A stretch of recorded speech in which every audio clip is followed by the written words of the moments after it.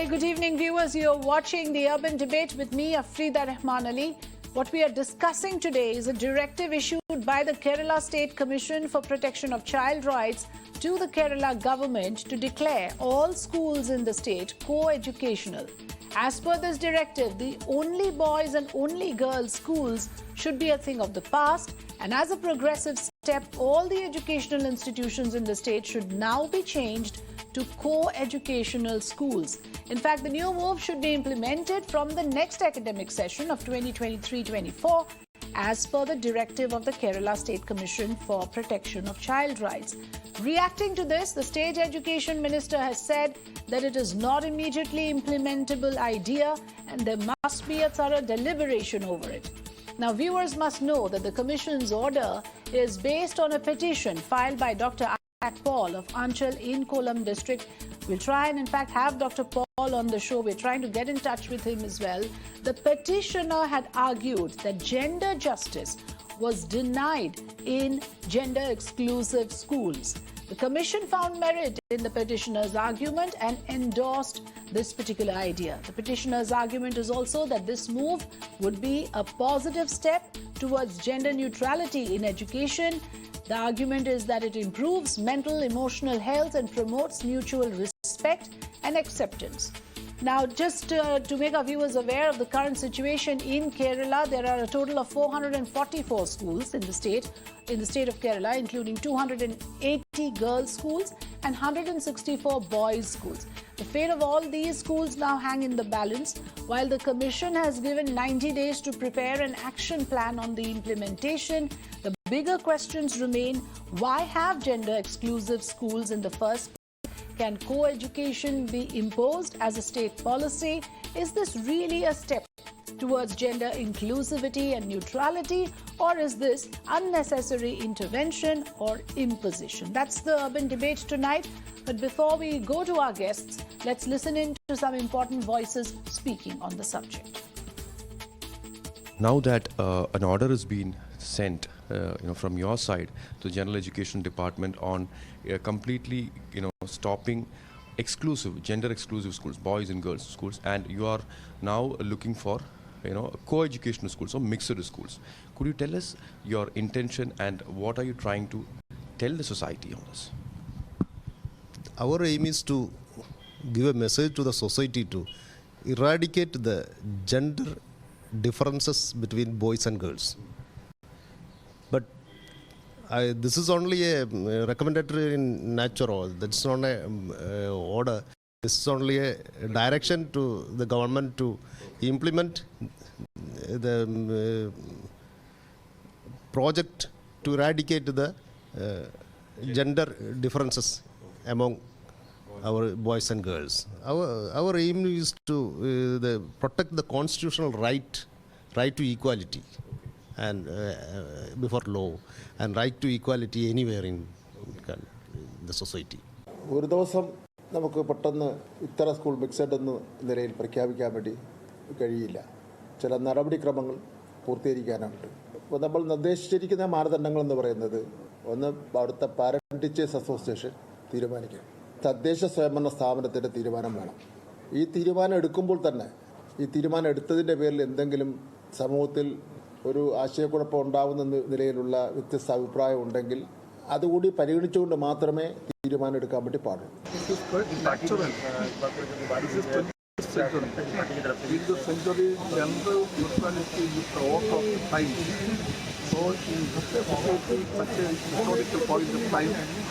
It's quite natural that a state like Kerala should implement for the first time in the country as a comprehensive way of education. It will help the country, school education, to go further, and it will make them people understand each other very much in all ways, politically, emotionally. They will know each other and they will become very good friends. It's a proven scientific fact that they should meet each other, should study together, they should know each other. ये issue ही नहीं है, इसको issue क्यों बना रहा है? क्या common school में नहीं क्या पढ़ती है? दुनिया भर का कॉमन स्कूल में लड़का लड़की एक साथ बैठ के पढ़ती है. कोई वुमेन का अलग से होता है इंसिस्ट करने के लिए, एक परसेप्शन क्रिएट करने के लिए वुमेन एजुकेशन में हमारा देश पीछे था, इसलिए ये एक स्टार्ट किया था। ये तो गवर्नमेंट का भी वुमेन कॉलेज है।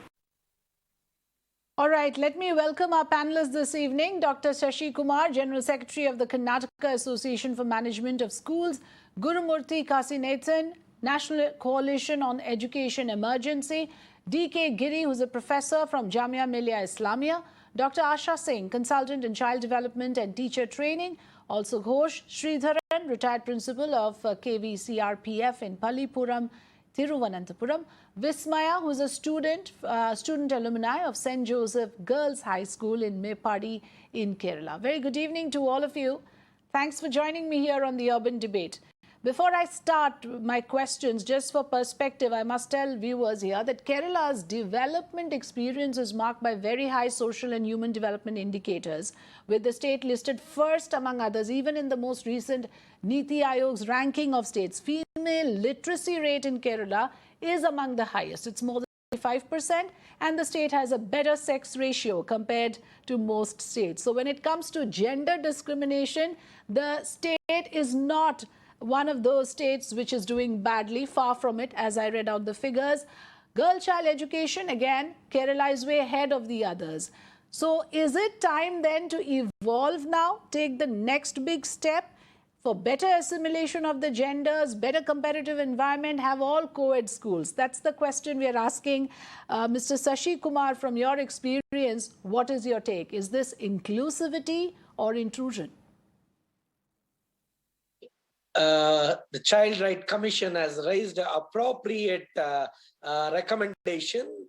There should not be any discriminatory between the genders. There should not be such a sensitization within genders. And on the other side, if it is insisted by the government, it is absolutely in fetch. But if there is any private unaided school and they want to have a separate like boys school or a girls school, even there is something within their fundamental right. That is, the school has, the management has the right to choose that. That is on the other side. But as a recommendation, as a whole, if you think about it, definitely there should be a co-education, because it has lot of merits, lot of values added into it. Because when you have that type of environment, definitely there will be a respect. There's a bit of a problem with your video, Mr. Kumar. We'll come back to you. We heard some arguments, when we were listening into various different voices who have an opinion on the matter. And one of the things that came in is that it's time to eradicate gender-related differences in education. This comes under right to equality. So what are your thoughts on this, Mr. Gurumurthy Kasinathan? Is this a progressive move, or is this unnecessary intervention in a state where education parameters are anyway above average for the girl child as well?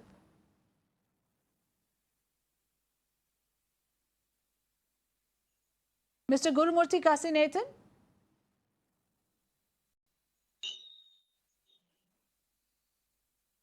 Mr. Gurumurthy, if you can hear me, that question was for you. Is this gender neutrality, inclusivity, or is it unnecessary intervention on the part of the State Child Rights Commission? We all know that education is a right to the child. So that's the most important thing that should be kept in mind. The child's right is more important than the parents' opinions in some sense, and even the views of the school managements. Child's point of view, exposure to diversity is extremely important. So keeping boys and girls separately is responsible in many ways of creating misconceptions in the minds of boys and girls about the other. And these misconceptions often lead to gender stereotyping and harassment and sexual harassment and various kinds of harassment of women later on. So I think ensuring that girls and boys study together, there are diverse learning environments, is a very, very progressive decision, and I think we must welcome it. There may be some very specific reasons why we may want only girls' school or only boys' schools. That may need to be argued. I'm not able to right away think of anything that may warrant that. So I welcome this decision. And the truth be told, most of the government schools are already co-ed schools. So it is not as if 80% are boys only or girls only schools and 20% are co-ed, and therefore it's a very big change. It is not, because 80 to 90% of schools Already all over the country with the government runs are co-ed, and that's true for private schools also. It's a marginal change, but it's in the interest of the children, is what I feel. Okay, that's a fair point, but you're saying that already we are more than halfway there. So even if we go the hog and have all schools transformed into co-ed schools, what is the harm, Dr. Asha Singh? Do you agree? Is there any research or any study that you know of that says that students in co-educational institutions have a better learning environment, it's a better enabling or stimulating environment, that variety or diversity is healthy in the growing up years? Yeah, so actually, No, we have that to look at question is learning. for Dr. Asha Singh, please. Dr. Sorry. Singh. Okay, I'm told that we are not connected. Please go ahead, Mr. Gurumurthy. Please go ahead. Yeah, I want to say that we need to interpret learning in a broader sense, not simply whether somebody scored well in English or maths. That's not what we're talking about here. The school is a very vital place for the socialization of the young. How does a young man or even a boy, nowadays we even hear minors raping minor girls, and what's really causing this kind of a very extremely abominable behavior in the part of even young men, even boys? It's large part of it is due to the gender stereotyping, and that socializing to understand girls, to understand women, to understand the psychology of human beings, to notice the differences and appreciate the differences and appreciate the commonality. All this is a part of education. So if you accept that socialization is the purpose of schooling, then certainly co-ed schools are better in terms of giving high quality education. That's a very important point, Mr. Gurumurthy, what you just mentioned. The fact that men and women must coexist, must learn to work together. They must start early and start learning together in the same classroom. That is the healthy way forward, and there should be absolutely no objection, according to, from what I gathered from what you said, to having all schools as co-educational schools.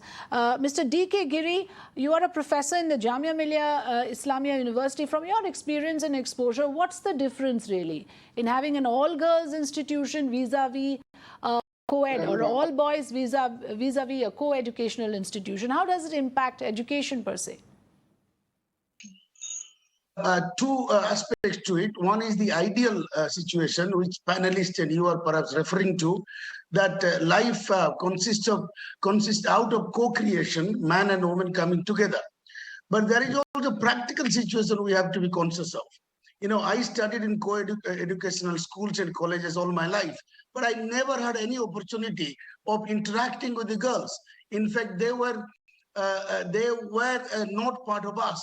And it really causes distraction, causes loss of concentration. Sigmund Freud said that the opposite sex attract each other. And due to exposure, I might say indecent exposure, so much in the social media, I think young impressionistic minds are being influenced. So it would be better really. Are you arguing, Mr. Giri, that girls are a distraction for each other in a learning institute, and therefore they must be segregated? Absolutely. It affects the concentration, and it leads to very unwarranted and unpleasant situations, these days. But do you have any data to suggest that, Mr. Giri, do you have any data to suggest that students in co-educational educational institutions perform any less than students who go to single gender schools? Yes, but I do not, we do not have data also to show that children or students in co-educational then it's a perception. So then it's better. A perception. But let me tell you, if you have anything to substantiate, I would appreciate, and I would like to have you put that forward. Kerala evidence shows, Kerala practice shows that yourself quoted socioeconomic indicators, literacy rate, the women's emancipation, all that because of the school system and the separate education system that existed in Kerala. That itself is an evidence. To tamper with that is really calling for trouble. You are right, there is no research to suggest either way, but there is evidence of Kerala. You can take it, how it has prospered better than any other state. It sounds odd, but in practical terms, this is the best way to go. Mr. Sridharan, Ghosh Sridharan is from Kerala. I want to ask you, is it true that in Kerala, most schools are all boys or all girls, and that has worked well with the state? And when something is working well, why change anything? Should we, then argue for a status quo when you already have a state doing so well in the educational parameters, what is the need really to make any changes in it? In Kerala, it is not that all schools are segregated. Only very few schools are there where there's a boys, girls separately. Okay. Most of the schools are co-education schools only. Okay, so And- that's a clarity we have from someone who's working in Kerala. It's not, let me just make it clear, it's not as if most schools are only boys or only girls schools. In Kerala as well, most schools are co-educational. Majority Small schools number. are co-education schools. Okay, a small number are all boys and all girls schools, which now the child rights body believes should also be transformed. Go ahead, sir. In that schools now, from the point of view, what the commission told is absolutely correct, and that is warranted. I was working through all these co-education schools only throughout my career of nearly 30 years in Kendriya Vidyalaya, and I couldn't find any problems there. And on the other hand, children are more confident and they will lead a better life as far they are having a co-educations.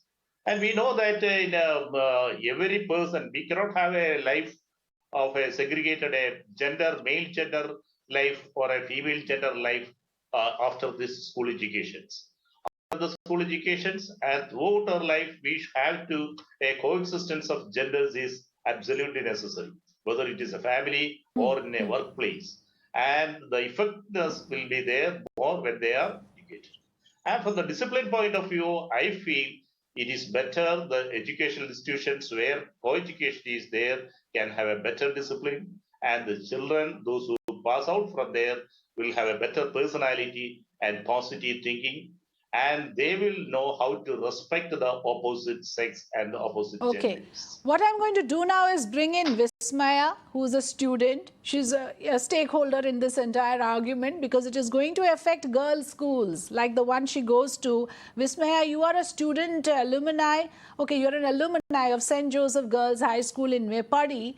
So tell me, from your experience, which side of the argument do you agree with more? There is one side that you heard that says there are distractions. It is not necessary to have girls and boys study together. You might as well keep them separate so that they can concentrate better in their impressionable age. The other argument again is that no, it is a better learning environment.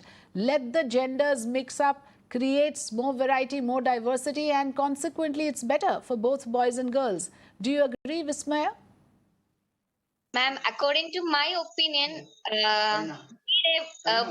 both mixed schools. Okay.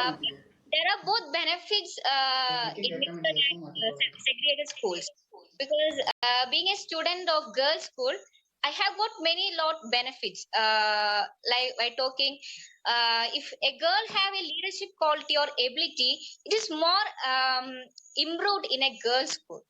Because in mixed school, I think the chances for girls is still restricted. In rural areas, I don't know what about the big cities, but rural areas, it's more given to boys because they are still they are having a high position. And about that distraction, I don't think it's true, because the school is only not the place for distraction. They could even have those types of distraction while coming to school, right? So that's not, according to my view, the distraction is not matters. It is only how we take it, right? And and ma'am, in girls' school, we also have other benefits. I told, if we are inaugurating a program, the all responsibilities are behind our heads. But in mixed school, most of it goes to boys. So okay, it's a very interesting point, Vismaya, you're making, that in order to develop the leadership skills, you need to be in a girls' school where girls get better opportunity. Otherwise, it so happens that in co-educational schools, by default, and again, it's a mindset thing, the boys tend to get the bigger responsibilities, the bigger roles, and the girls get sidelined. This is what Vismaya is telling me from her observation. Let me bring in Dr. Asha Singh if she's with us. Yes, I think she's connected now. Dr. Singh, do you agree with that point of view? I do agree in the sense that for this whole debate, what is more important is first to understand that co-education schools represent and present a more natural, kind of a societal frame for the students to grow up in. So I agree with that point that the children will develop respect for each other. Of course, I agree with this, Maya, that it's not a distraction. Distraction can be anywhere. But the most important thing in this debate is it is a progressive state as a step to go towards co-education. But from the developmental point of view, it's good. From the children all are part of a family. So not only does it have to be, a step to help the children, but it has also to be taking into account the cultural sensitivity of communities as well as societal awareness. By which I mean, this step should, in my opinion, is a good step ahead. But let me just... Okay, I think there's disturbance in the connection there, Dr. Singh. I think we need to fix that. But clearly, some important observations are coming out of this conversation. But my primary question again remains that, that for the Child Rights Protection Commission to come in, what is there to protect one gender from the other? Is this a non-issue? As we heard in the beginning of the program, one of the sound bites that we had said this is a non-issue. There are other things to focus on. If really the idea is to better the state, this area is not something that needs any immediate focus or immediate attention. Why segregate genders? Why deprive them of the competition that could come from the counterparts of the opposite sex? Dr. Kumar, Mr. D. Kumar? The main focus is on, it is only out of tens of thousands schools, it is just 400 and plus schools. The particular school management has all rights, fundamental right to set up which either boys school or girls school. That is one part. The recommendation made by Child's Commission is absolutely acceptable at large, because we should not dispute between this. If it is forcibly implementing, it should not be done. One can't implement forcefully that you should not have separate gender school. That is not possible in the law. But as even the children expressed, even the other experts expressed, definitely co-education has lot of benefit from the point of learning outcome that we have to respect at large. Because if the commission has recommended it forcefully to ban those schools which are single gender schools, then absolutely it will be a wrong decision from the point of Child's Commission or the government. Okay, so there should be no imposition, there should be no blanket ban on all boys or all girls schools. You can't do it. Yes, Mr. Gurmurthy, go ahead, sir. Mr. Education- Gurmurthy wanted to come in. I'll Just come one to quick you, point, yeah. Dr. Singh, in just a moment. Yeah. Yes. Most important thing is, in India and all over the world, as I said earlier, education is right to the child, and the right to the child has to override the right of the management to set up schools which are only for boys. We all know that only boys' schools are fertile places where all misconceptions about girls are likely to come up, simply because the opportunities for interacting respectfully with girls is not there. So I'm not going to make the same statement about only girls' school. I don't know enough about that, but I would certainly say that I've interacted with boys who have studied only boys' schools, and they have been deprived of an opportunity to interact with girls, and therefore the same applies for girls as well. Is the right more important, or is the right of the management more important? Can you deprive children of socialization spaces where the other gender is also there, which is good for them? Sashi Kumar also agrees to that. So then, wouldn't we say that the right of the child is paramount? Right. In fact, I think, there's only Mr. Giri now in the panel who is against the idea. The rest of the speakers in the program agree, and yes, Vismaya in fact made a point also in favor of only girls' schools. But largely, again, it's important to understand that the Commission has made some strong arguments. It's advocating a change in the mindset of the parents. The Commission says, and I am quoting here, the Commission says that the parents who are under the impression that giving admission to boys would destroy the discipline of schools and hamper the freedom of girls should be scientifically told about the benefits of mixed education. The school authorities and the PTAs should take the initiative for this. And it also goes on to say that international studies on co-ed schools have shown that such schools would instill mutual respect and ensure gender equality. The order says studying in these schools will also help in removing orthodox ideas and encourage boys to respect the opposite gender, something that Mr. Gurmurthy also seems to be echoing here. It added that the best educational institutions in the world are co-ed. So now to you, Mr. Giri, how do you counter that? As a researcher, I would say these are perceptions, and the commission quoting the international does not work here because our culture is not international yet. The Bismarck made a good point, but when I referred to distraction, I was saying, the not distraction by girls so much, it is the boys. You heard two women downplaying the distraction, but if you ask a man, they are distracted. So anyway, that is the point, but there is no evidence to show. We'll have to see the practical side of it, and there is a lot of things. But if you I just want to intervene. If you protect the boys from those so-called distractions, how long can that work? At some stage, they would have to learn to walk hand in hand with their female counterparts. So how long can you protect them from working in the same space as women?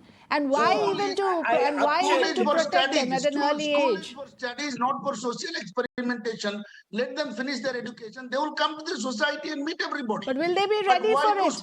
Will they be ready for it?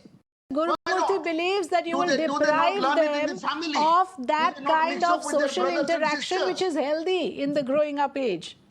Yes, but do they not mix up with their siblings, brothers and sisters? Why experiment in social spaces where you interact, interpersonal interactions with the opposite gender. It's not about the family alone.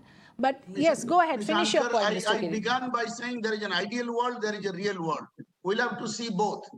Ideally, it sounds good. Practically, there are problems that we should be conscious of. 97% are practically co-ed schools. We can't just take one or two samples and say this, because co-ed is most appropriate, most encouraging schools for both type of learning. But when it comes to distraction, please do understand the society is distracted. Even girls are more sounding like in the form of distraction. You can't. I think the distraction argument is not convincing. What Vismaya said, however, I do agree. Now let's remember that it does happen that, I don't know if this is true for Kerala, that boys' schools get better benefits, they are better maintained, they get better facilities, and in some cases the girls' schools are neglected. That is one argument why all schools should be co-ed. There should be no discrimination based on gender in terms of facilities in schools. Now, is that one of the reasons? Dr. Asha Singh, you wanted to come in? Yeah, I wanted to say, yes, truly, boys' schools sometimes have better facilities for science, etc., and that should be done. And as far as this whole thing of boys and girls getting distracted, discipline, etc., we have to have some trust in children. If they are going to be together, working together, I mean, the girls have confidence and they will develop this confidence to ask for leadership roles. We are seeing that. And, in the different parts where girls are rising, they're head girls, they're head boys, everything. So that leadership argument will change. And that's what the whole idea of having co-ed schools is, that there is natural opportunity for both genders to show their prowess and skill and competence and get the thing. My only caution to this is I totally agree with the idea. My only caution is school preparedness to deal with when there be single-sex schools, to deal with co-ed schools. My second thing is societal readiness, because there are, like for instance, I was looking at from 59.1%, it's from in 2001, the literacy rate among Muslims has gone up to 68.5%. So there should be no the community has to be prepared. Secondly, we all have to think, I'm not talking of the management, but the Constitution has given certain rights for running minority schools according to their norms and all. So of course we'll have to look at all those aspects also, and that is what I feel. But in general, boys and girls learning together is a natural thing and creates a natural ambience for knowing each other's skills and strengths. So that is what I wanted to say. And also, would it give a better access to child for education, or would it be restrictive? Mr. Gurmurthy, that's again a very important aspect in this country where we know that girl-child education is a challenge. So we do not want any deterrents to now come in, because we've already heard some, bigoted elements coming out and saying that no, you cannot have a move like that. We will only send our daughters to all-girls schools. There could be certain religious concerns, certain community concerns. Will, something like this, if the child rights protection body goes ahead and recommends the state government and the state government accepts it, will that again in any way be counterproductive for girl-child education, Mr. Gurmurthy?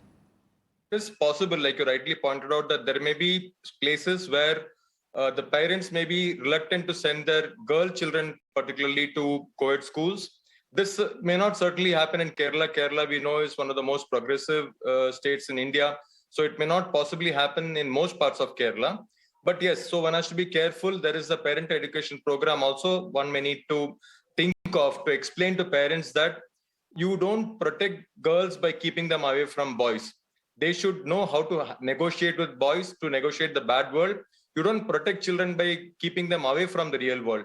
You have to expose them to the real world in a careful, calibrated way. And the previous person spoke about preparing schools. I completely agree with that. Hiding them from reality is not preparing them. One quick thing, Mr. said that there is a difference between the real world and the ideal world. I want to point out the purpose of education is to prepare us to make the real world into the ideal world. That is the purpose of education, because education is a process of building a better society. And John Dewey, a famous educationist, said, education is not the preparation for life. Education is life itself.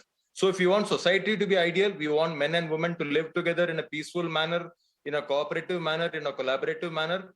Unless we prepare them in schools to live like that, they will not be ready to live like that in society. So parental education may be required. Kerala may not be really a case where you might need it in most parts, but I can certainly imagine other parts of the country where you might need a program like that. Lastly, I want to make the point I made earlier.